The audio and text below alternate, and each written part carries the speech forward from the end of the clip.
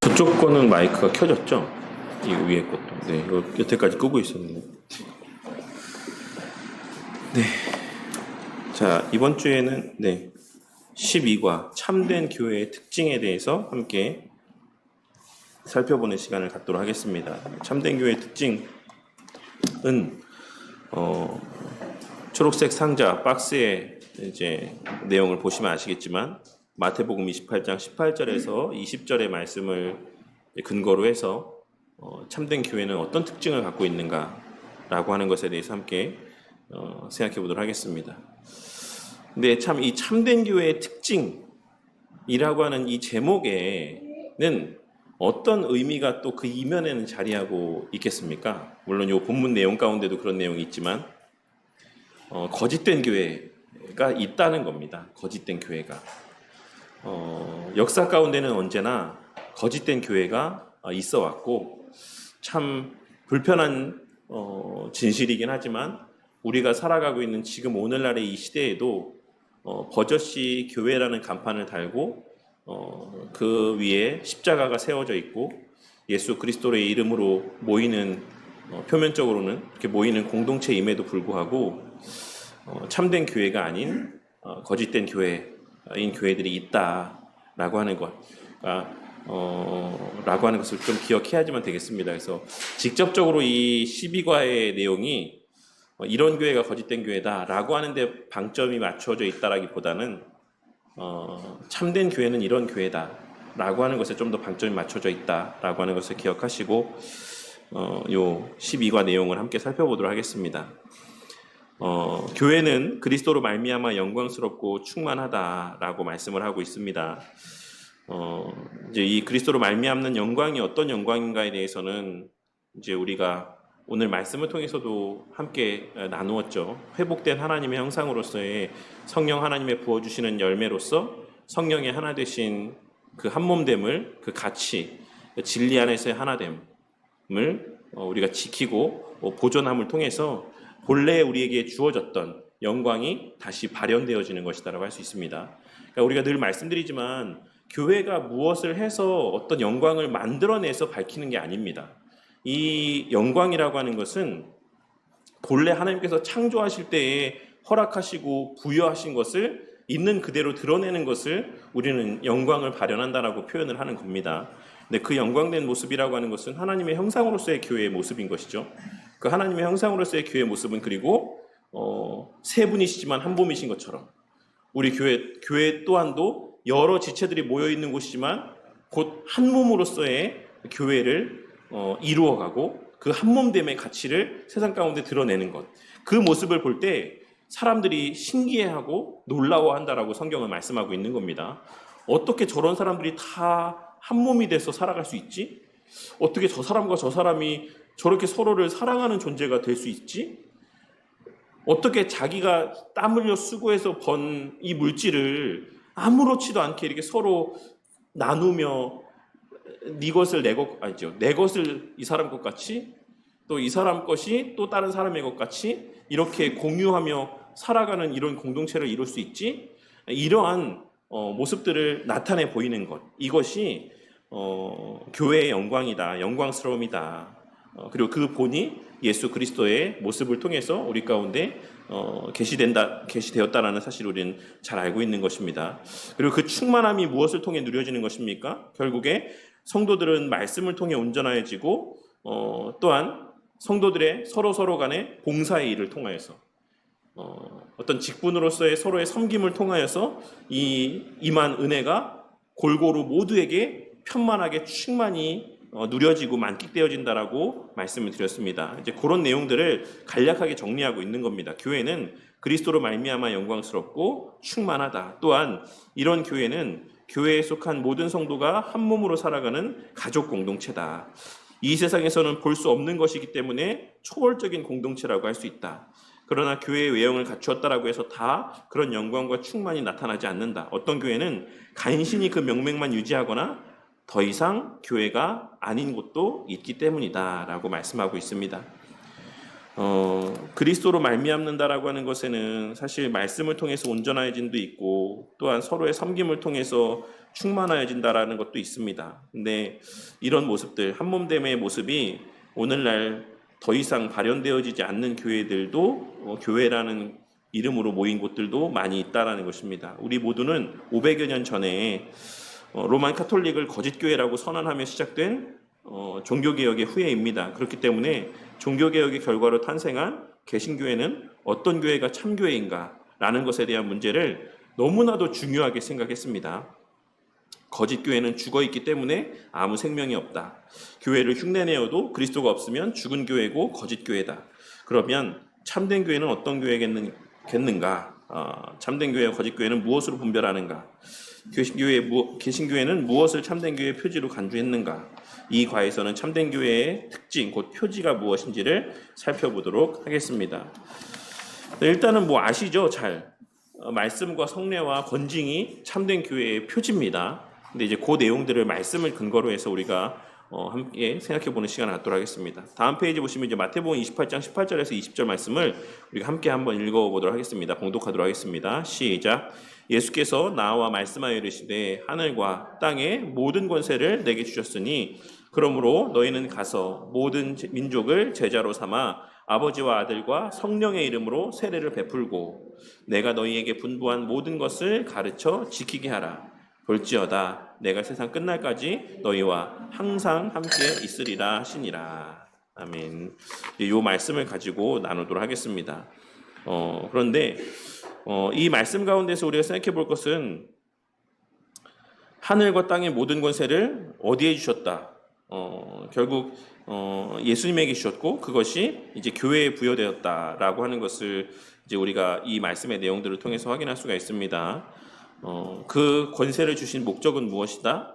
그것은 결국 가서 모든 민족을 제자 삼는 것이 이제 그 권세가 교회 가운데 허락되어진 이제 목적이다라고 할 수가 있죠. 그래서 결국에는 이 가운데 가는 것과 제자를 삼는 것, 그리고 세례를 베푸는 것, 그리고 가르쳐 지키게 하는 것, 이 네 가지가 이 18절에서 20절 말씀 가운데 강조되고 있는 바라고 할 수가 있어요. 그래서 여기서 이제 제자 삼는 것을 곧 교회를 세우는 것이다라고 요 이제 교재 내용에서는 설명을 하고 있습니다.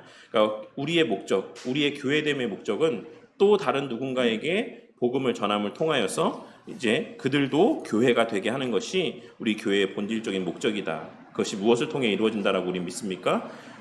참된 진리의 말씀이 선포됨을 통해서 이러한 역사들이 일어난다라고 생각합니다. 그래서 이제 1번의 내용을 한번 보도록 하겠습니다.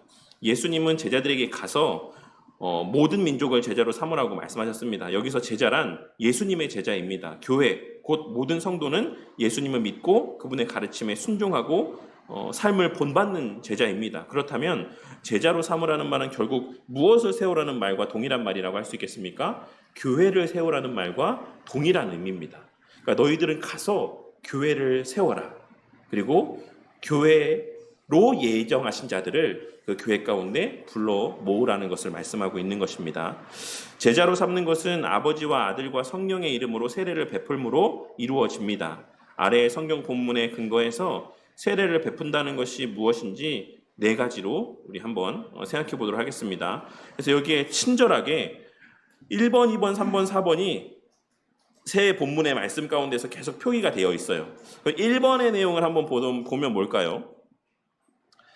세례를 베푼다는 것은 뭡니까? 세례를 베푼다라고 하는 것. 그러니까 1번의 내용에 뭐가 써 있죠? 밑에 보시면 다 믿음으로 말미암아, 갈라디아서에, 그리고 에베소서 말씀에 너희도 진리의 말씀, 곧 너희의 구원의 복음을 듣고 그 안에서 또한 믿어. 세례를 베푼다라고 하는 것은 믿음을 고백하는 행위입니다. 자신의 그 그리스도의 행하신 일에 대한 믿음을 고백하는 것이에요. 이 믿음은 무엇으로 생긴다라고 우리 믿습니까? 요 말씀들 가운데서도 이제 그런 내용들이 언급되어 있지만 우리는 말씀과 성령으로 믿음이 생겨난다라고 우리는 믿습니다. 그래서 이 세례라고 하는 것, 세례를 베푼다라고 하는 것은 말씀과 성령을 통해 그 안에 믿음이 이제 생겨나게 하는 것을 의미한다라고 할 수가 있어요. 그러니까 물론 그 주체는 성령 하나님이시죠. 근데 그 일을 뭘 통해 하시는 겁니까? 교회를 통해 하신다라는 것이에요. 교회를 통해서 말씀을 선포케 하시고 그 말씀을 선포케 하신 가운데 성령 하나님의 역사로 그 사람들에게 하나님의 애정하신 자들의 마음 가운데 믿음이 생겨남으로 거듭나게 되는 것. 이것에 대한 확증이 바로 세례다라고 말씀하고 있는 겁니다. 그래서 그 밑에 2번에 보시면 결국 그 믿음의 참됨을 성령 하나님께서 확증하시고 인치시는 것이 세례다. 그러니까 세례의 전제는 뭐가 있어야 된다? 믿음이 있어야 된다. 근데 이 믿음은 뭘로 말미암는 것이다? 말씀과 성령으로 말미암는 것이다. 그래서 이 세례는 누구에게만 줄 수 있는 겁니까? 믿음이 있는 자에게만 줄 수 있는 거예요. 세례는 그 믿음이 생겨난 것을 확증하고 인치는 행위이기 때문에 그렇습니다. 그래서 예전에 우리가 그 대학 청년부 성경 공부 때도 제가 말씀드렸는데 세례는 사실 인봉이다라고 말씀드렸어요. 인봉. 그러니까 인봉이 뭐냐면 우리가 중세시대 때 보시면 영주나 누가 편지를 써요. 편지를 쓰고 그 편지를 쓴 다음에 마지막에 서명을 하고 나서 뭘 찍냐면 도장을 찍습니다. 그 가문의 도장을 찍어요.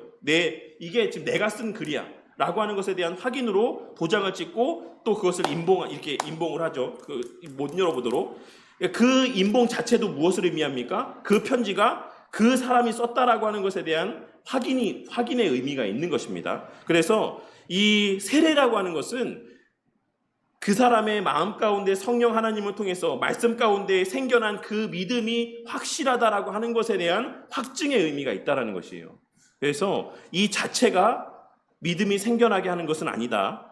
말씀과 성령으로 생겨난 그 믿음을 확증하는 행위가 세례다라고 하는 것을 확인할 수가 있고 3번에 보시면 그 결과로 그것이 또 무엇에 속하는 행위가 된다? 세례가 그를 통해서 교회에 속하는 행위가 된다라는 것을 말씀하고 있는 것입니다. 그래서 이 믿음을 통해서 그 믿음을 우리가 교회 앞에 공교회 앞에 고백하고 그 공교회가 그 믿음을 받아들임을 통해서 그 사람이 교회의 회원이 되는 것. 이것이 세례다라고 말씀을 하고 있습니다. 그런데 그것이 본질적으로는 무엇이다? 네 번째, 그리스도와의 합하여지는 것이다. 그래서 교회 앞에서 말씀을 듣고 말씀을 배움을 통해서 그 안에 성령 하나님의 역사로 믿음이 생겨난 사람들은 그 생겨난 믿음, 참된 믿음을 공교회 앞에서 고백하는 거예요. 저는 말씀을 통해서 예수님이 이러이러한 분이심을 믿습니다. 그리고 그리하여 이러이러한 삶을 살 것을 다짐합니다. 라는 것을 고백하고 교회 안에서 교회는 그것을 성령의 이름으로 성부와 성자와 성령의 이름으로 그 고백이 참됨을 확증하여 주고 그러한 과정을 통해서 교회의 회원이 되고 그 교회의 회원이 되는 과정을 통해서 무엇이 된다? 그리스도의 지체가 되는 것이다 라고 하는 것을 말씀하고 있는 것입니다. 그래서 다시 말씀드리지만 이러한 교회의 세례를 받았다라고 해서 전부 다 그리스도께 합하여지는 것은 아니에요. 근데 그리스도께 접붙임 되는 자들은 다 어디에 속해 있을 수밖에 없다? 교회에 속해 있을 수밖에 없다라고 할 수 있습니다. 아시겠죠? 그래서 우리 믿음의 선배들이 다시 한번 말씀드리지만 뭐라고 말씀했다고요? 교회 밖에는 구원이 없다라고 말씀을 했던 것입니다. 여기서 말하는 교회는 유형교회입니까? 무형교회입니까? 유형교회를 얘기하는 거예요. 그런데 오늘날에는 그러니까 이러한 성경의 원리, 지금 이 교제 안에서도 말씀과 성령을 통해서 믿음이 생겨나는 것, 그리고 그 믿음이 있는 자들이 공교회적으로 그 성령 하나님을 통해서 그 믿음이 확증되어지는 것, 그래서 유형의 교회에 속하게 되는 것, 그래서 그의 그리스도와의 합하여지는 것, 이 세례와 관련된 이런 원리들을, 성경적인 원리들을 믿지 않고 신뢰하지 않고 그냥 내 개인적인 신앙으로 나는 그리스도와 연합되고 교회가 없어도 나는 구원받을 수 있다. 교회와 내 구원을 되게 분리해서 생각하는 모습을 보게 될 때가 있습니다. 그런데 그러하지 않는다라고 하는 것을 이 2번의 내용을 통해서 다시 한번 좀 생각해 보시면 좋겠습니다. 그래서 우리의 거듭났다라고 하는 것은 필연적으로 어떤 의미를 담고 있다라고 할 수 있죠? 그리스도에게 연합됨의 의미를 담고 있습니다. 필연적으로 우리의 구원은 거듭남이라고 하는 것은 이 믿음이라고 하는 것은 어떤 삶을 초래하게 될 수밖에 없다? 공동체적인 삶을 초래할 수밖에 없다. 필연적으로 이 참된 믿음이 있는 자들은 공동체적 삶을 지향해 갈 수밖에 없다. 이것은 분리될 수가 없는 것이다라는 사실을 이 세례의 내용을 통해서도 다시 한번 좀 확인하셨으면 좋겠습니다. 3번에 보시면 성령으로 세례를 받음으로 세워진 교회는 항상 우리 주님의 말씀을 배우고 순종하며 지키는 삶을 살아야지만 됩니다. 이것이 참된 교회의 모습인데 이런 주님의 말씀을 성경 본문에서는 어떻게 표현합니까? 내가 분부한 모든 것을 여기서의 모든 것이다라고 하는 것은 이 분부하다라고 하는 이 말씀은 예수님께서 가르치신 모든 것에 대한 것을 말씀하고 있는 거예요. 예수님의 가르침을 이야기합니다. 그러니까 예수님이 가르친 모든 것을 가르치는 것, 그리고 성도들의 입장에서는 배우는 것, 그래서 교회 입장에서는 그 가르친 바를 성도들에게 어떻게 하게 하는 것, 지키게 하는 것, 행하게 하는 것, 이것이 교회의 역할이다라고 말씀을 하고 있는 것입니다. 그래서 예수님께서 우리가 오늘 함께 찬양한 가사 고백 가운데도 있죠. 예수님께서 항상 우리를 위해 기도하신다.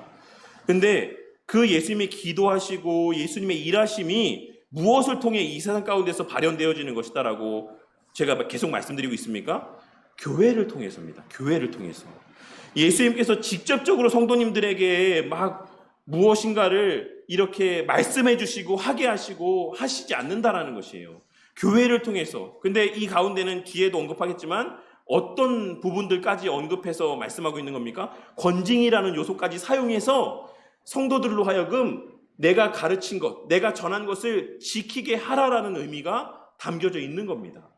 그러니까 늘 좋게 오냐 하면서 그냥 하든지 안 하든지 그냥 마냥 기다리는 것이 교회의 역할이 아니라 이 교회에 부여하신 하나님의 사명 가운데에는 그런 권징적인 요소들, 그들이 지키지 않았을 때는 책망하고 나무람을 통해서까지라도 그들이 이 말씀을 지킬 수 있도록 해야지만 된다라고 하는 의미가 이 예수님의 말씀 가운데 담겨 있다라고 할 수가 있습니다. 그래서 교회가 항상 해야 되는 것은 복음을 선포하는 것뿐만 아니라 그것을 가르치는 것, 그리고 그것을 지키게 하는 것, 이것이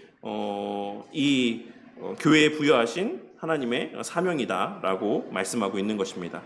교회의 모든 성도는 다 예수님의 제자입니다. 예수님을 주님과 그리스도로 믿고 주님의 뜻에 순종하며 사는 제자들인 것입니다. 그리고 우리 주 예수 그리스도는 교회에게 명령하셨습니다. 가서 모든 민족을 제자로 삼으라. 우리는 이 말씀을 흔히 대위 임령이라고 이렇게 부르면서 일종의 선교 명령이라고 이해를 합니다. 그러나 이 말씀은 물론 선교 명령이 아니다라는 걸 말씀드리는 거 아니에요. 선교 명령이지만 동시에 교회가 어떻게 세워지고 참된 교회는 어떤 교회인가를 잘 나타내 보여주는 말씀이기도 합니다. 왜 그렇겠습니까? 선교 명령이라는 게 곧 뭐예요?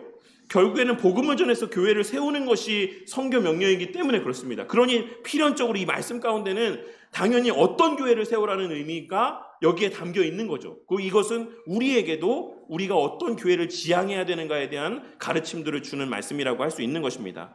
그렇다면 교회는 어떻게 세워집니까? 첫째로 예수 십자가 복음을 전하여 믿도록 해야지만 됩니다. 교회의 터는 사도로부터 전해져 온 예수 그리스도에 대한 올바른 신앙 고백, 곧 예수 십자가 복음입니다. 이 예수 십자가 복음을 전해받은 사람이 참되게 믿을 때 비로소 의롭다 함을 얻으며 교회가 됩니다. 이 사람이 곧 교회가 된다라고 말씀하고 있습니다. 에베소서 2장 20절에 너희는 사도들과 선지자들의 터 위에 세우심을 입은 자라. 그리스도 예수께서 친히 모퉁이 돌이 되셨느니라.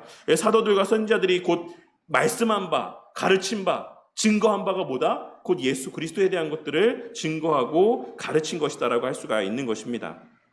교회는 믿음으로 그리스도 안에서 한 몸 된 사람들 그 자체입니다. 그러므로 복음을 전하고 믿게 하는 것이 교회의 가장 근본적인 사역이요, 이로써 교회가 세워진다라고 할 수 있습니다. 하지만 이제 요 첫 번째 그리스도를 온전하게 전하는 것, 복음을 온전하게 선포하는 것, 이것이 교회에서의 어떤 우선순위로 여겨지지 않는 모습을 우리가 많이 보죠. 제가 이제 속해 있는 종종 이렇게 보는 기독교 카페가 있는데, 기독교 카페에서 교회를 이렇게 추천해달라고 이야기하는 것을 종종 보게 되고, 또 지역 카페에서도 뭐 예를 들자면 요 이쪽이라고 치면은 뭐 검암 뭐 요 검단 지역 무슨 이제 엄마들 카페도 있고 뭐 그런 것 같더라고요. 근데 그런 지역에서 이제 교회를 추천해달라, 교회를 좀 다니려고 하는데 교회를 좀 추천해주세요라고 글을 쓰는데 그 달리는 조건들이 있어요. 저는 요러요러한 교회들이었으면 좋겠어요라고 이야기하는데 그렇지 않은 경우들도 있지만 상당수는 뭐 유아 부서들이 좀 잘 갖춰져 있고 또 어느 정도 규모가 되고 또 뭐 어떤 것들이 또 있고 이런 교회였으면 좋겠다. 뭐 주차 시설이 뭐 있는 교회였으면 좋겠다. 뭐 이런 것들을 이제 이야기하는 모습을 보게 될 때가 있습니다. 그러니까 오늘날 교회를 택함에 있어서의 기준이라고 하는 것은 사실 오늘 우리가 나누는 이 내용들 가운데서도 사실 교회의 본질은 예수 그리스도를 얼마나 바르고 온전하게 전하고 가르치는가가 사실 교회의 교회됨의 가장 핵심적인 가치이고 모습임에도 불구하고 오늘날 사람들에게 있어서의 이 말씀이 차지하는 비중이라고 하는 것은 사실 그렇게 크지 않다. 그런 모습을 보게 된다라고 보여집니다.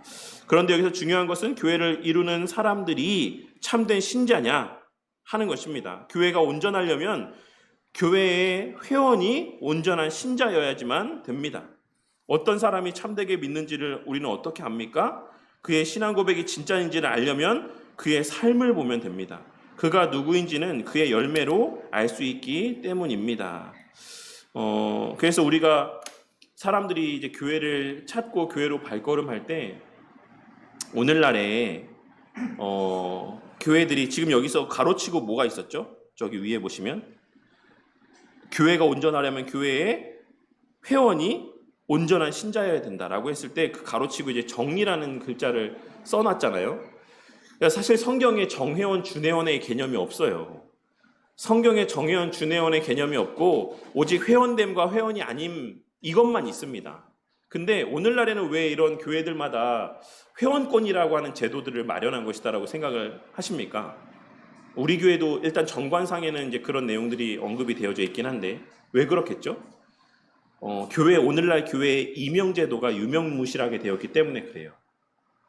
예전에는 교회로 옮길 때 어떻게 해야 됐습니까? 특별한 사유가 있어서 예를 들어서 뭐 아주 먼 지역 우리 뭐 김선태 형님 가정처럼 뭐 세종시로 이사를 갔다라고 하면 그 성도는 이사를 가서 교회를 정하기 앞서서 본교회를 떠나면서 뭘 받아서 가냐면 임명증을 받아서 갔어요.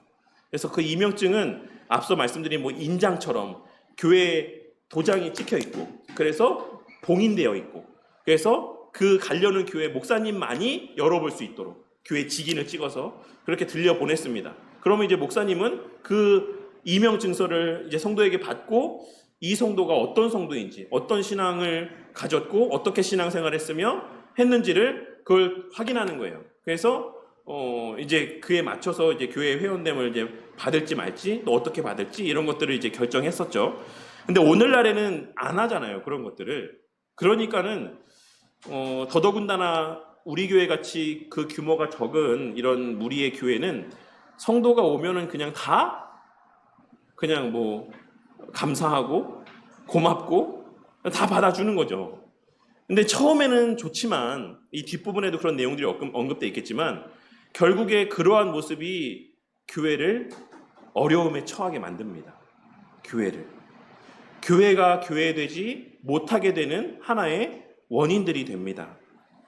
이러한 참된 어떤 신앙의 고백이 없는, 그러니까 행함이 없는 이러한 모습들의 사람들까지도 그냥 교회라는 울타리에 다 받아들이는 거예요.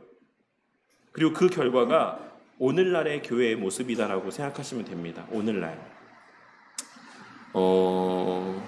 어쨌든 참된 신앙 고백, 그 고백이 진짜인지를 알려면 우리는 뭘 봐야 된다?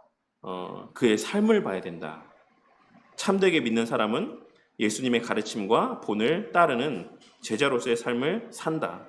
그렇지 않다면 그가 어떤 말을 하더라도 이 어떤 말에는 어떤 의미들이 어떤 뉘앙스들이 담겨 있을까요?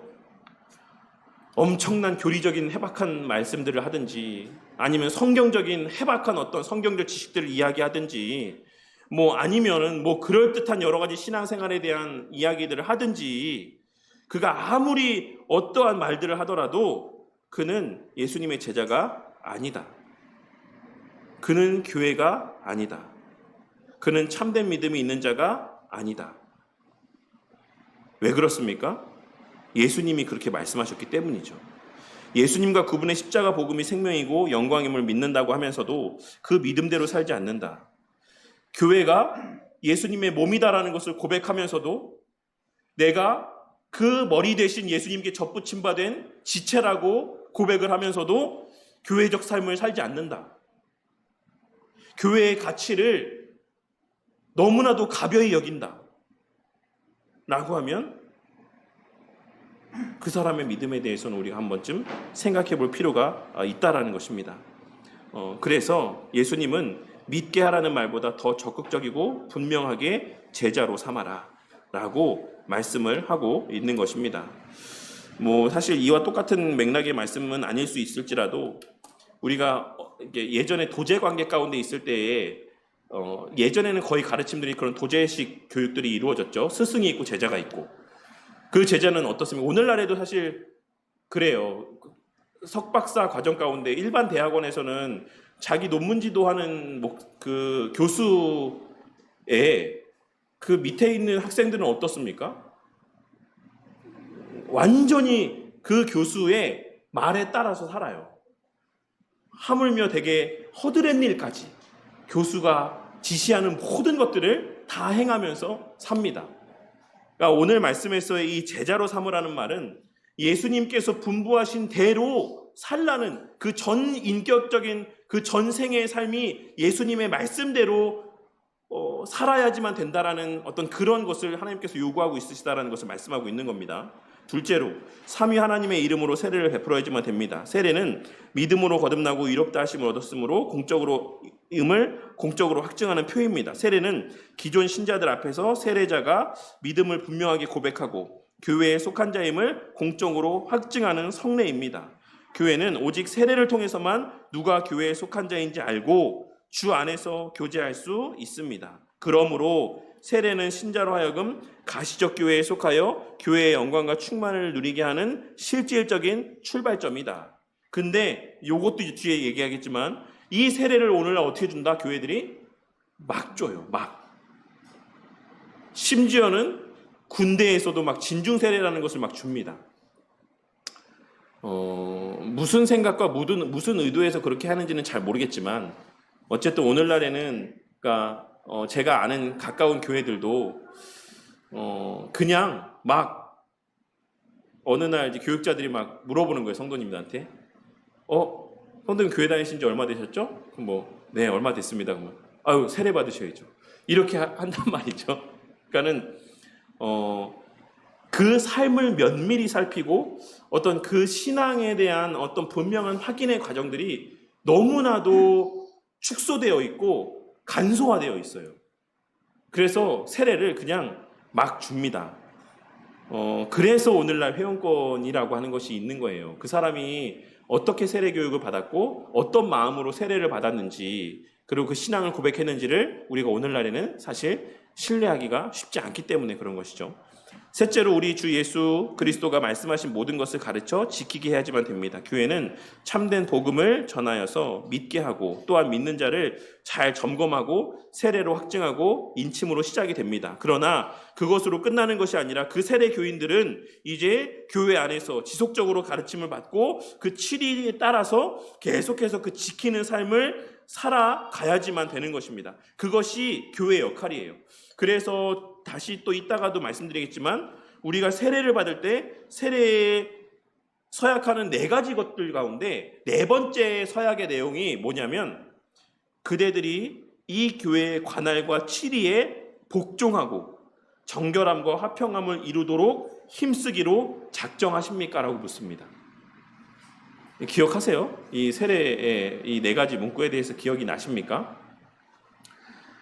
아마 여기 지금 다 세례 받으셨으니까 다 이렇게 서약하신 거예요. 누구 앞에서? 하나님 앞에서. 나는 그 교회의 시리와 관할에 복종하겠다. 왜 이러한 복종을 합니까? 세례 때? 이것을 하기 위해서예요. 가르쳐 지키게 하기 위해서. 성도들로 하여금 지키는 삶을 살게 하기 위해서. 그래서 그 권한이 누구에게 부여된 겁니까? 교회에 부여된 거예요. 교회가 성도들을 나무랄 수 있는 권세, 교회가 성도들을 책망할 수 있는 권세, 더 나아가 징계할 수 있는 권세를 교회에 주신 겁니다. 근데 그 징계의 목적이 있는 겁니까? 그 처벌의 목적이 있는 겁니까? 아니죠. 그 성도들이 하나님 말씀대로, 예수님 말씀대로 지켜 살아가게 하는데 목적이 있는 거예요. 그런 권세가 교회에 부여됐고, 우리도 교회에 회원된다라고 고백할 때 그거에 따르겠다라고 하나님 앞에 서약한 자들이다라는 사실을 꼭 기억하시길 바랍니다. 교회는 또한 교회에 속한 자를 지속적으로 가르침으로써 이 세상에서 교회로 존재하고 또한 그 역할을 다할 수 있습니다. 교회는 우리 주님이신 예수 그리스도가 말씀하신 모든 것을 알게 하기 위해서 지속적으로 가르치고 또한 배운 바를 지키도록 반복적으로 가르쳐야지만 된다. 모든 것을 가르치기 전까지 멈추면 안 됩니다. 배운 것을 순종하여 지키기 전까지 중단하면 안 됩니다. 교회가 우리 주님이 말씀하신 모든 것을 가르쳐 지키게 할 때 믿음이 생기고 자라며 견고해질 뿐만 아니라 교회가 교회다워져 갈 수 있다. 교회가 교회다우려면 위에서 말한 세 가지가 다 필요하다. 어느 것 하나라도 없으면 더 이상 교회가 아니라고 말할 수 있어야지만 된다입니다. 뭐가 없으면 교회가 아니다? 첫째, 예수 십자가 복음이 없으면 교회가 아니다. 둘째, 삼위 하나님으로의 베푸는 세례, 정당한 세례, 적법한 세례, 말씀에 근거한 온전한 성경적 세례가 없으면 교회가 아니다. 네. 셋째로, 그것을 지속적으로 가르쳐서 지키게 함이 없으면 교회가 아니다. 그래서 뒤에 이제 언급하는 내용들 가운데 참된 교회의 표지 3개가 뭐라고요? 말씀을 바르게 선포하고 적절하게 성례를 시행하고 마지막이 뭐다? 권징을 시행하는 교회가 참된 교회다라고 말씀하고 있는 거예요. 지난 시간에도 말씀드렸지만 지난 시간에 권징에 대해서 나누었지만 다음 페이지 이제 보시고 다음 페이지 펴시고 오늘날 교회가 권징을 하지 않는 이유는 뭐 여러 가지가 있겠죠. 근데 어떤 면에서는 그 성도에 대한 사랑함이 되게 표면적이고 피상적이기 때문이라고도 할 수가 있어요. 네. 자기 자식, 내가 정말 사랑하는 사람이 누가 봐도 뻔히 그에게 유익이 되지 않는 길을 걸어가고 있는 것을 보면 사랑하는 사람으로서 그것을 얘기하지 않을 수 있겠습니까? 그런 거죠. 네, 어쨌든 다음 페이지. 네. 하늘과 땅의 모든 권세를 가지신 예수님께서는 교회와 항상 함께 있겠다라고 약속하셨습니다. 그런데 그것은 온전한 신자로 이루어진 온전한 교회일 때만 가능하다.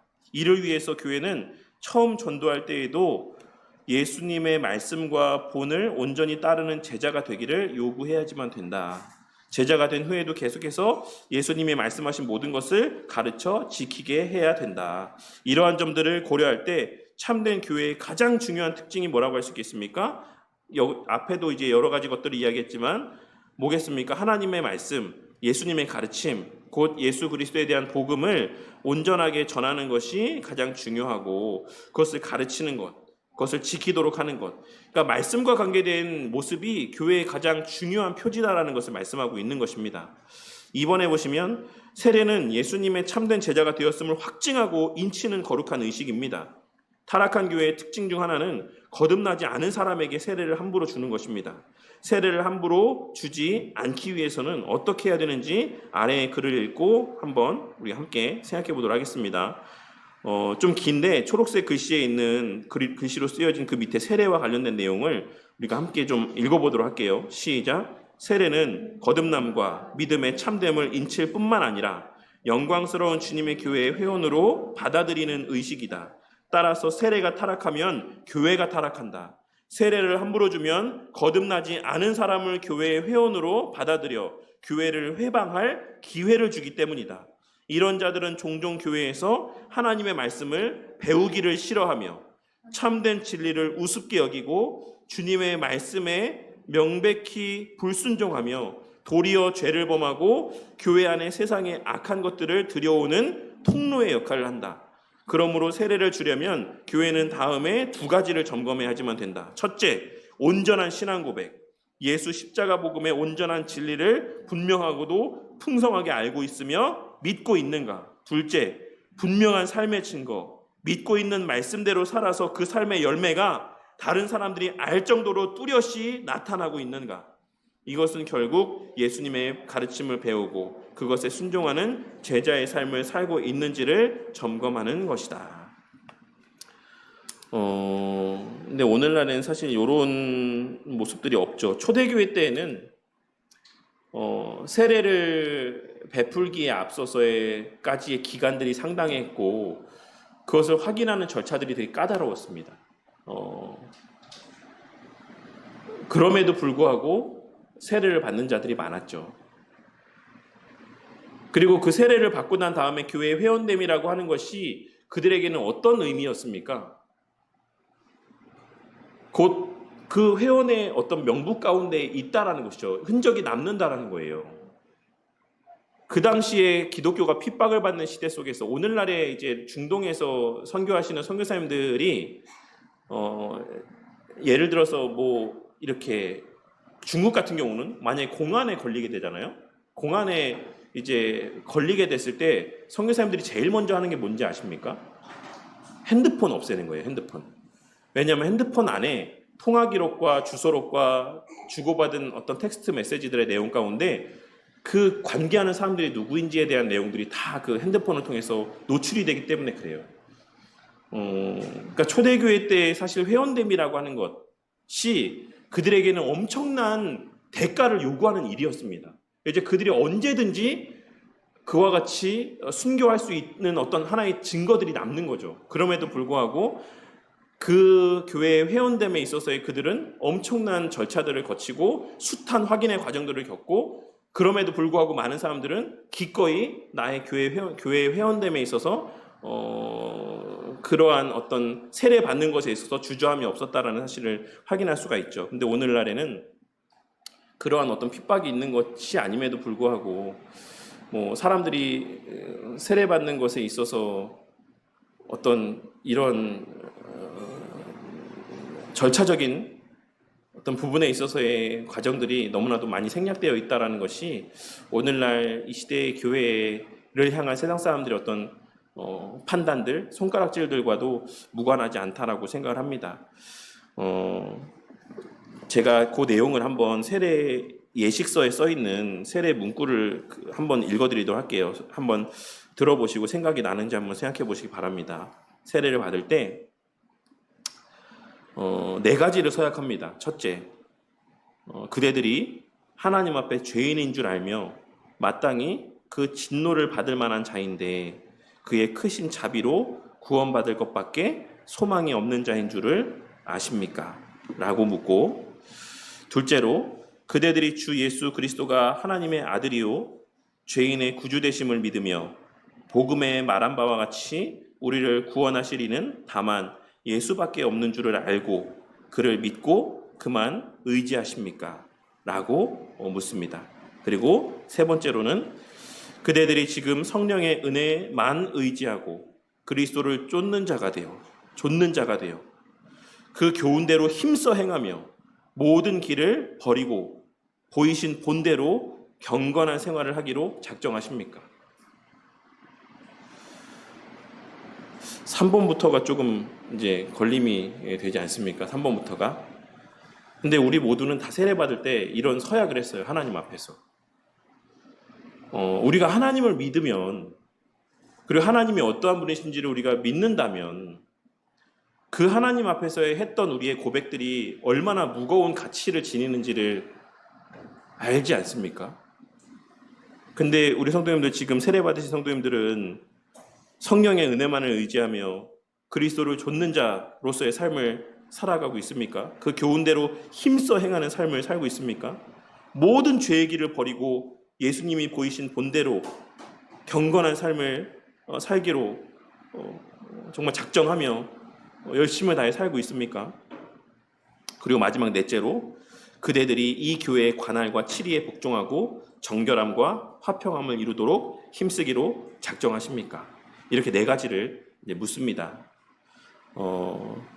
이 네 가지의 고백이 갖고 있는 의미가 무엇인지를 가르치는 것이 세례 교육인 것이고, 그래서 이 고백의 문구 하나하나에 의미에 동의하는지를 확인하는 절차들을 갖고 그의 삶의 시간들 속에서 이러한 모습들이 나타날 때 교회는 세례를 베푸는 것입니다. 세례를 주는 것입니다. 이 사실을 좀 우리가 기억하고 앞으로 우리 교회에서는 아직 유아 세례밖에 아직 이제 행하여진 적이 없고 이제 곧 우리 뭐 준이나 뭐 종훈이나 은서가 이제 입교를 하게 될 텐데 참고로 말씀드리자면 그냥 나이가 됐고 그렇다라고 해서 입교를 하게 되는 일은 있지 않을 것입니다. 분명한 신앙의 고백이 있도록 그에게 분명한 그리스도에 대한 확신이 있고 복음이 무엇인지에 대한 이해가 있도록 충분히 교육을 하고 충분히 가르치고 함께 기도하고 이러한 과정들을 통해서 이제 입교를 하게 될 것이다라고 하는 것을 좀 기억을 해주셨으면 좋겠습니다. 그것이 우리 교회가 앞으로도 좀 지향해 나아갈 바라고 하는 것을 꼭 기억하셨으면 좋겠어요. 다시 한번 말씀드리지만 올 한 해 동안 그러한 교회의 기초들을 다시 한번 좀 점검하고 교회의 모습들을 좀 돌아보면서 우리 교회가 내년에는 우리가 세례 때 고백했던 바와 같은 모습, 그것이 완전하게 온전할 수는 없을지라도 그것을 지향하는 교회, 그리고 그것에 동의하는 교회들로만 이렇게 함께 하게 되는, 구성되어지는 교회가 되고자 하는 마음이 있습니다. 되었으면 하는 마음이 있습니다. 3번에 참된 교회는 오직 하나님의 말씀을 온전히 전하고 세례를 바르게 시행하는 교회입니다. 그러나 교회는 악한 세력에 둘러싸여 있기에 항상 넘어질 위험이 있습니다. 그렇기에 스스로 경계하고 죄와 싸워야 합니다. 특히 교회 내부에 들어온 작은 악이라도 경계해야지만 합니다. 왜 그렇습니까? 죄와 악은 누룩과 같은 성질이 있기 때문에 그래요. 쉽게 퍼져나가는 성질이 있기 때문에 그렇습니다. 이를 위해서 무엇이 필요한지 우리 교회의 권징에 대해서 함께 한번 읽어보도록 하겠습니다. 이것도 좀 길긴 한데 시작. 우리 주님은 교회에 천국 열쇠를 맡기셨다. 교회는 이 천국 열쇠의 힘에 의해서 죄를 보류하거나 사해주는 권세를 가진다. 회개하지 않는 자에게는 말씀과 권징으로 천국의 문을 닫고 회개하는 자에게는 천국의 문을 열어주는 권세를 가지고 있다. 교회는 이 천국 열쇠로 교인들을 권징한다. 권징은 성도들을 인도하고 돌보며 권면하고 훈련시키며 더 나아가 잘못했을 때는 책벌하고 끝까지 회개하지 않을 때에는 사탄에게 내어주는 출교를 행하는 교회의 권세 있는 사역을 의미한다. 교회는 권징을 통해 교인을 온전하게 하며 범죄한 형제들을 돌이켜 잃어버리지 않고 얻으며 교회를 더럽힐 누룩을 깨끗이 제거한다. 교회는 권징을 통해 예수 그리스도의 명예와 십자가 복음을 지키고 드높이며 교회의 영광과 충만을 보존하고 널리 드러낸다. 교회가 하나님의 말씀을 부정하거나 하나님의 뜻에 순종하지 않는 자나 죄를 범하는 자를 내버려두는 것은 타락과 부패의 증거다. 그런 맥락에서 보자면 오늘날에 너무나도 많은 교회가 어떠한 가운데 있다라고 할 수 있는 겁니까? 이런 내용에 기초하자면 타락과 부패함 가운데 있다. 권징할 게 없어서 권징을 안 하는 건가요? 오늘날 이 시대 교회가 너무나도 의롭고 너무 선하고 너무 영광스러워서 정말 눈을 씻고 찾아봐도 교회마다 권징할 사람들이 없기 때문에 오늘날 이 시대의 교회라고 권징이라는 것을 찾아보기 힘든 거겠습니까? 그렇지 않죠. 권징을 행했을 때 미칠 파급을 염려하기 때문에 그렇습니다. 권징의 효력을 신뢰하거나 확신하지 않기 때문이죠. 지난 시간에도 말씀드렸지만 권징을 행하면 교회 망해. 교회 문 닫어. 너네 같은 교회 정도 규모에서 무슨 권징이야. 큰 교회도 권징 한번 잘못했다가 교회가 두 쪽 나고 세 쪽 나고 쪼개지고 이러는 일들이 다반사인데 무슨 권징이냐라고 하는 말들을 어렵지 않게 듣게 될 때가 많이 있습니다. 그렇게 해서 교회가 쪼개지지 않고 나누어지지 않고 수적으로 이렇게 풍성한 오늘날 이 시대가 되었는데, 그런 오늘날 이 시대 교회는 어떻습니까? 정말 의롭고 영광스러운 교회의 모습으로 남아 있습니까? 그렇지 않죠. 교회 안에서 누구 험담하는 것을 아무렇지도 않게, 누군가를 비판하고 정죄하는 것을 아무렇지도 않게, 개인적이고 이기적인 신앙의 삶을 사는 것도 아무렇지도 않게, 교회의 관할과 치리에 복종치 않는 것도 아무런 거리낌 없이 그렇게 행하는, 정말로 말맞다나 교회의 권위가 정말 땅에 떨어진 시대가 되고 말았습니다. 늘 말씀드리지만 어떤 우리의 취미 생활을 위한 동호회만도 못한 단체로 전락해버리고 말았죠. 제가 아는 목사님 중에 러닝크루를 운영하시는 목사님이 있어요. 그래서 지금 처음에 한 1년 됐나? 1년 좀 넘은 것 같은데, 처음에 러닝크루 만들었을 때 당근에서 만들었는데 한 4명, 5명 정도로 시작했거든요. 제가 한 몇 달 전에 들었을 때 400~500명인가 회원이 그렇다고 들었어요. 지금 아마 더 많을 것 같아요. 근데 그 러닝크루 안에 그 회칙들이 얼마나 엄격한지 아십니까? 이 규칙을 조금이라도 어기면 막 경고 주고, 또 어기면 내보내요. 뭐 별다를 게 없네. 이 크루는 이제 목사님이 만들었으니까 규칙이 뭐 별다른 게 있진 않는데, 따로 만나서 뭐 이게 술 같은 걸 마시지 않는다, 뭐 이런 것들이 있어요. 좀 몇 가지 것들이 있는데, 처음에는 엄청 반발하시는 분들이 많았대요. 러닝크루에, 그러니까 이런 동호회 활동하는 것 중에 정말 하나의 주된 목적 중에 하나가 친구 사귀어서 이제 술 마시고 노는 게 하나의 큰 부분인데, 그걸 못하게 하니까. 근데 이제 그런 것들을 엄격히 시행해서 이제 내보낼 분들은 내보내고, 지금 어느 정도 이제 동호회가 그렇게 잘 건전한 러닝 동호회로 정착을 해서 이렇게 있는다고 합니다. 그런데 그 동호회 안에서의 규칙을 세워서 경고를 주고, 아니면 이제 동호회 밖으로 내보낼 때 거기에 대해서 이의를 제기하는 사람이 하나도 없어요. 이 동호회는 이런 동호회다라는 것을 사람들이 다 아니까. 근데 오늘날 교회는 어떻습니까? 교회는 교회 중심의 삶을 살지 않고 성경에서 말한 대로의 교인의 삶을 살지 않는 것에 대해서 교회도 터치하지 않을 뿐더러, 터치하고 뭐라 하면은 교회가 왜 그런 것까지 터치하냐, 왜 교회가 그런 것까지 이야기를 하느냐 라고 반발하는 모습을 보게 될 때가 많죠. 그러니까 얼마나 오늘날 이 시대의 교회론이라고 하는 것이 왜곡되어 있고 많은 오해 가운데 있는가라고 하는 것을 우리가 단적으로 확인하게 되는 모습이 아닐까 생각해 봅니다.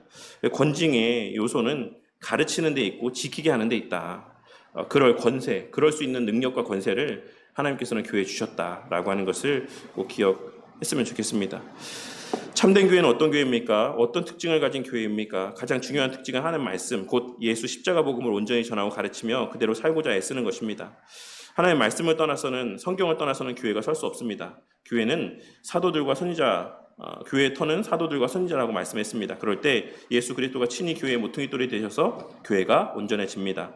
성경의 다른 곳에서는 이 교회의 터를 예수 그리스도라고 말합니다. 이 둘은 다른 말이 아닙니다. 사도들과 선지자들은 예수 그리스도의 비밀, 곧 예수 십자가 복음을 성령님의 나타내심으로 말미암아 안 자들이죠. 그래서 선지자들도 예수 그리스도를 예언했던 것이고, 사도들도 예수 그리스도에 대한 그 복음을 계속해서 가르쳤던 것입니다. 십자가 복음을 떠나서는 교회가 설 수 없다. 교회는 이 복음을 믿음으로 그리스도 안에서 모든 죄를 사함받고 의롭다 하심을 얻은 성도들 그 자체라고 이미 이야기를 했습니다. 그러니 이 복음이 없는 교회가 어떻게 가능할 수 있겠습니까?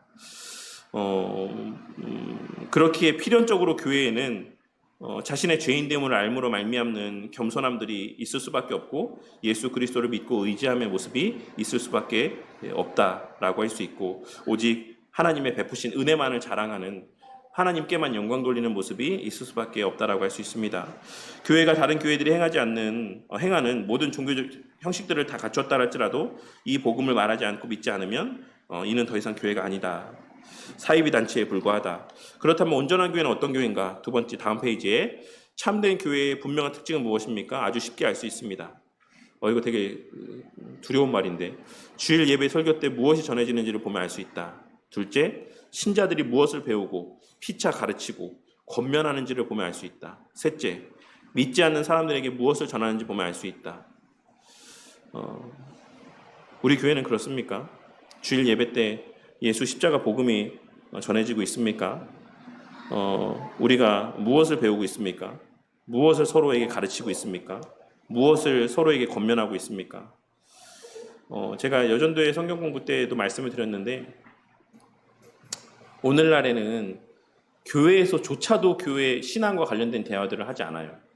교회에서조차도.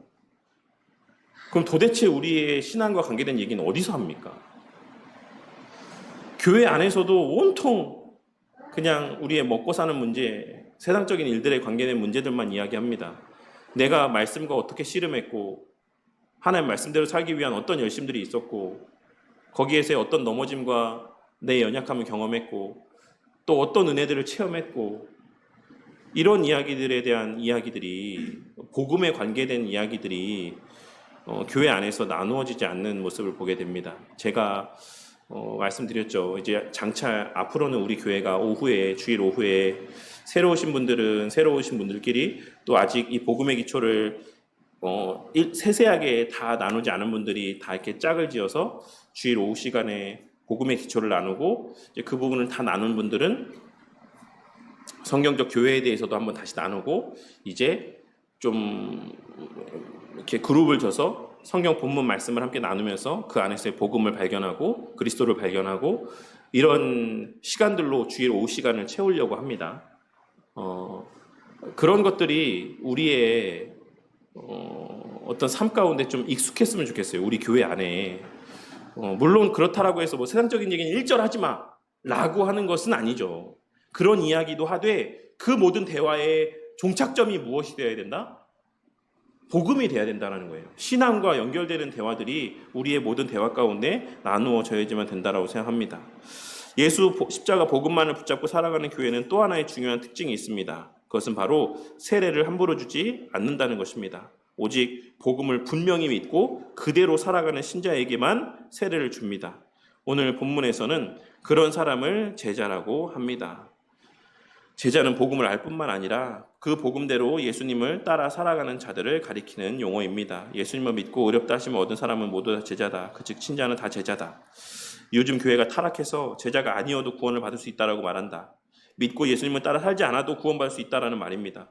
제자에게 세례를 주고 예수님이 분부한 모든 것을 가르쳐 지키라고 하신 말씀을 부정하는 주장이 아닐 수 없다라고 할 수 있습니다. 제자가 아닌 자들에게 세례를 주고 교회의 회원으로 받아들였기 때문에 교회가 오늘날 많은 혼란을 겪고 있습니다. 심지어 그런 자들이 교회의 다수를 차지해서 하나님 말씀을 우습게 여기고 참된 진리를 전하고자 하는 목사를 어떻게 한다? 쫓아낸다. 자기 입맛에 맞는 말을 하는 선생을 두고 세상의 복만을 추구하는 지경에 이런 교회들도 많이 있다. 이런 교회는 더 이상 교회가 아니다. 참된 교회의 시작은 참된 신자가 교회의 회원이 될 때만 가능하기 때문입니다. 제가 이와 관련된 이야기가 생각이 났는데, 어쨌든 그래서 우리 성도님들이 교회 안에서 사실 투표하는 것 정말 중요시 생각하셔야지만 됩니다. 그러니까 직분자 세우는 문제에 대해서도 중요하게 생각하셔야지만 돼요. 교회의 타락과 부패는 교회의 가짜 신자들을 받아들이는 것에서만 오진 않습니다. 비록 교회의 회원이 되었다라고 할지라도 중간에 언제든지 거짓된 교리를 믿고 죄를 범할 수 있기 때문입니다. 교회가 그런 일을 행하는 자들을 그냥 둘 때 교회는 무너지기 시작합니다. 그래서 교회는 우리 주님이 주신 천국 열쇠를 사용하여서 권징을 해야지만 됩니다. 권징은 성도들을 인도하고 돌보고 훈련시키고 책벌하고 출교할 수 있는 교회의 권세와 사역을 의미합니다. 지금 이 시대는 자기 일에 간섭하는 것을 싫어하는 악한 시대입니다. 어리석게도 다음 페이지 얘기입니다. 위에서 두 번째 줄, 어리석게도 교회도 개인의 삶에 간섭할 수 없다라고 생각합니다. 근데 우리의 세례서약의 내용에서만 뿐만 아니라 교회의 치리와 관할에 복종하겠습니다라고 이야기했기 때문만이 아니라 성도가 된 사람들에게, 그러니까 개인의 삶이라는 게 있을 수 있다라고 생각하십니까? 그러니까 참되게 거듭난 사람, 진짜로 그리스도의 접붙임 바 되었다, 내가 그리스도께 속한 자가 되었다라는 깨달음과 확신이 있는 사람에게 개인의 삶이라는 게 있습니까? 엄밀한 의미에서는 개인의 삶이라는 건 없어요. 그 모든 삶은 공동체적 삶의 한 부분입니다. 그래서 제가 늘 말씀드리지만 청년들의 연애도 교회 문제고 청년들의 결혼도 교회 문제고 그들의 가족 안에서의 자녀를 낳는 문제도 교회 문제고 그 자녀를 양육하는 문제도 교회 문제입니다. 우리의 태어나고 죽음까지의 모든 일이 다 교회적인 일이에요. 왜냐하면 우리가 거듭났다라고 하는 것, 이것은 그리스도께 접붙임 바 되었다라는 것이고 교회가 되었다라는 것을 의미하기 때문에 그렇습니다. 그런데도 오늘날 많은 사람들이 뭐라고 생각한다고요? 교회는 개인의 삶에, 성도의 삶에 간섭할 수 없다. 하지만 우리가 세례서약을 할 때 그런 맥락에서도 교회의 치리와 관할에 복종하겠다라고 우리는 맹세를 하는 것이죠. 하지만 이것도 잊어버리고 세례 교인임에도 불구하고 교회의 치리와 관할을 우습게 여기면서 사는 모습을 보게 될 때가 있는 겁니다. 교회가 아무리 무엇을 한다라고 이야기해도 귓등으로도 듣지 않고, 교회가 아무리 무엇을 강조하고 또 강조해도 귓등으로도 듣지 않고 그 말에 따르지 않는 모습.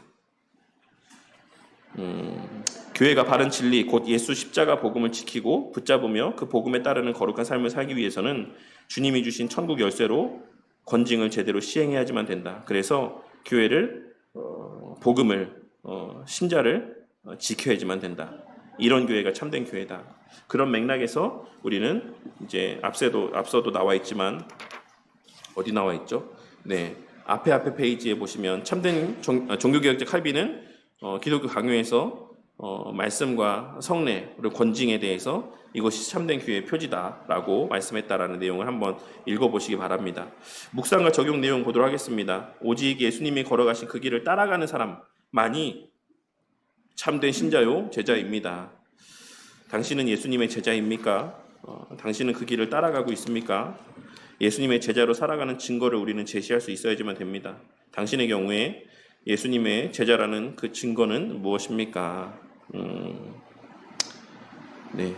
그 앞서 제가 이 본문 말씀을 얘기하면서 말씀을 드리지 않았는데 20절 말씀에 내가 너희에게 분부한 모든 것을 가르쳐 지키게 하라 라고 하는 이 말씀이 원문에는 어떤 구조로 되어 있냐면 지키도록, 지켜 행하도록이 목적어로 되어 있어요. 목적어. 20절 말씀에 내가 너희에게 분부한 모든 것을 지키도록 가르쳐라. 이런 의미로 원문에는 이 의미가 기록이 되어 있습니다. 그리고 이것이 이제 분사형으로 기록이 되어 있어요.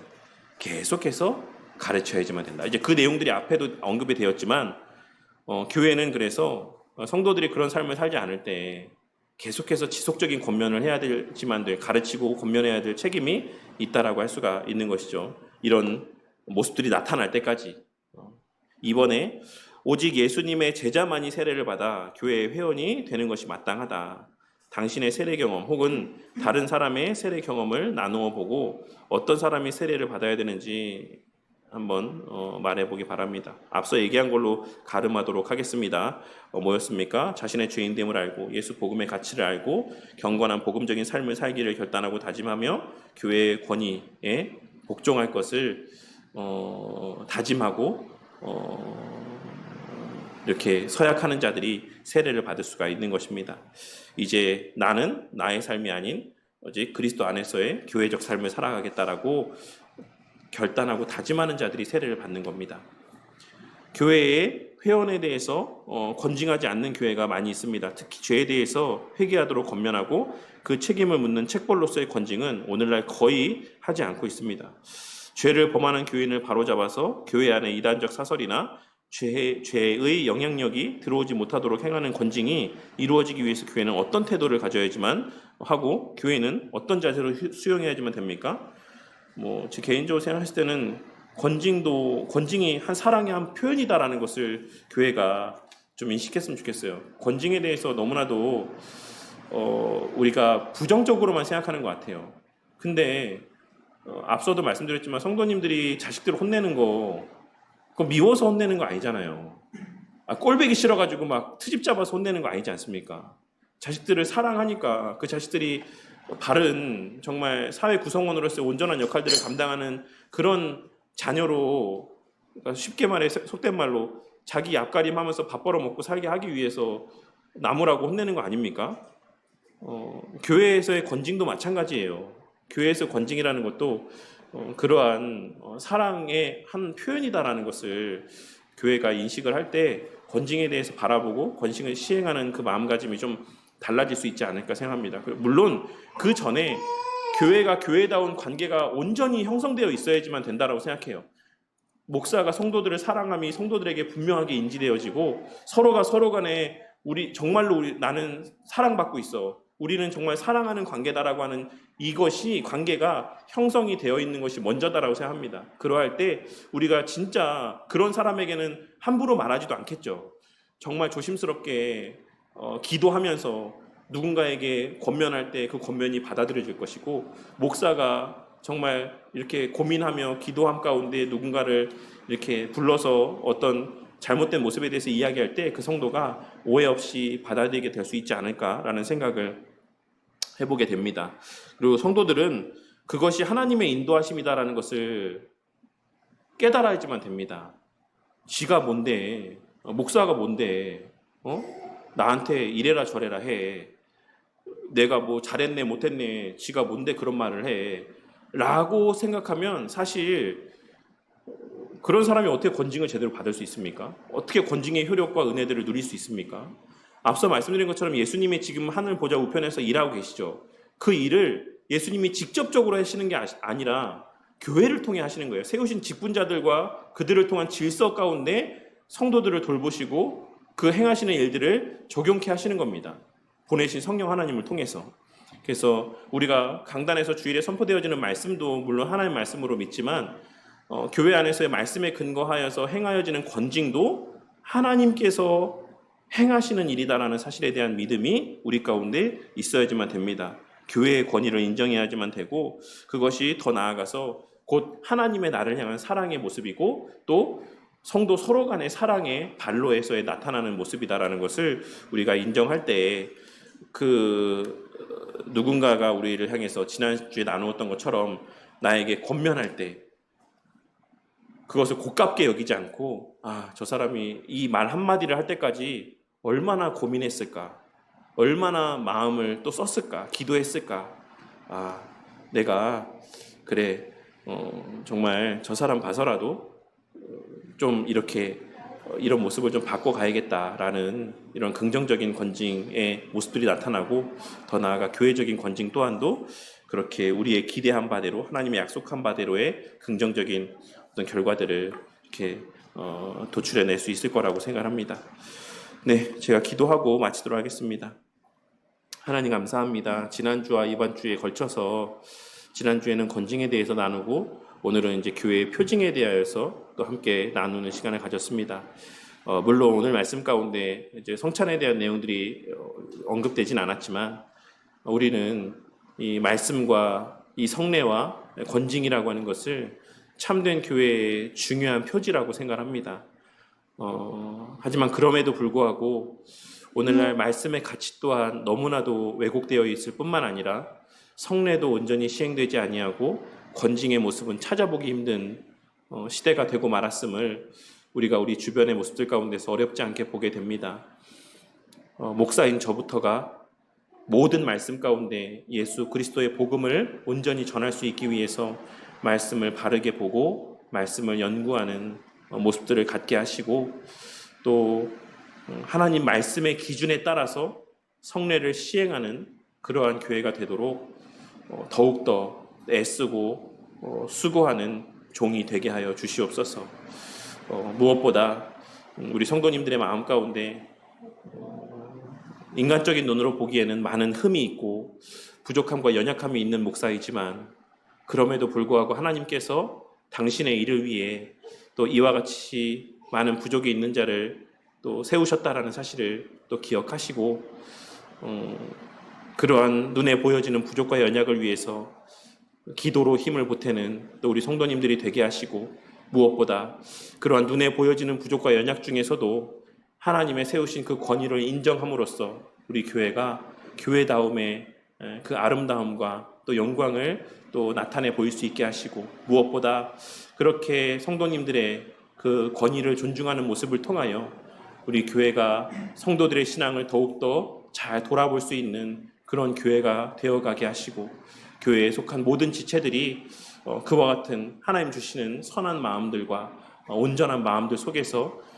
하나님의 가르치신 모든 것들, 예수님의 가르치신 모든 가르침들이 또 지켜지고 행하여지는 모습으로 이어지게 되는 은혜가 있게 하여 주시옵소서.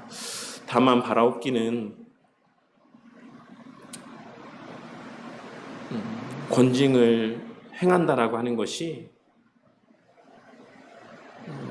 목사에게 있어서도 교회에 있어서도 정말로 쉽지 않은 일이다라는 것을 여러 선배 목사님들의 말씀을 통해서도 듣게 되고 저 자신으로도 그러한 것들을 많이 느끼는 가운데 있습니다. 하지만 주님 그럼에도 불구하고 권징이라는 모습이 바른 진리의 말씀을 선포하는 것 못지않게 교회에 맡겨진 중요한 사명 가운데 하나인 것을 기억하고